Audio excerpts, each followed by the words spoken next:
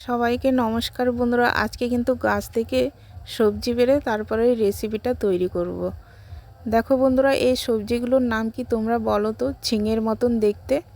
তোমরা কিন্তু কমেন্টে জানাবে। আমরা কিন্তু বলি পুরুল, তোমাদের ভাষায় কি বলো একটু জানাবে। কিন্তু বিভিন্ন ভাষায় বিভিন্ন জন বিভিন্ন রকম সবজির নাম, মাছের নাম বলে। আমরা এগুলোকে পুরুল বলি। দেখো আমাদের বাগানে কত রকম সবজি এইগুলো আছে। পাট শাক আছে, তারপরে ঢ্যাঁড়স হয়েছিল, ঢ্যাঁড়স গাছ এখন মরে গেছে। এই যে পাট শাক,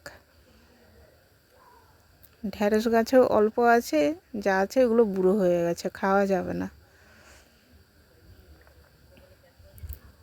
তারপর আছে শিম গাছ, শিম এখনও ধরেনি। অনেক রকম সবজি আছে। পুঁই শাক হয়েছে, তোমাদেরকে এর আগেও দেখিয়েছিলাম।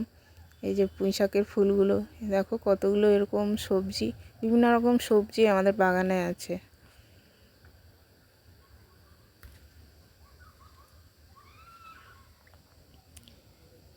দেখো সব পেরে নিয়েছি। এবার এগুলোকে ছালগুলো ছাড়িয়ে পুরো ঝিঙের মতনই রান্না করব। এই সবজিটা নিরামিষও খাওয়া যায়, এমনি চিংড়ি দিয়েও খাওয়া যায়, যেরকম ঝিঙে রান্না হয়। আজকে আমি ডালের বড়ি দিয়ে এই রেসিপিটা তৈরি করব। ডালের বড়িগুলোকে লাল লাল করে ভেজে নিয়েছি, দিয়ে দিলাম 5 ফোড়ন। ডালের বড়িগুলো কিন্তু তুলে নিই, আর দিয়ে দিলাম সর্ষে, পোস্ত, জিরে বাটা। এবার একটু হলুদ দিয়ে ভালো করে সবজিটাকে দিয়ে দিলাম, ভালো করে কষাবো।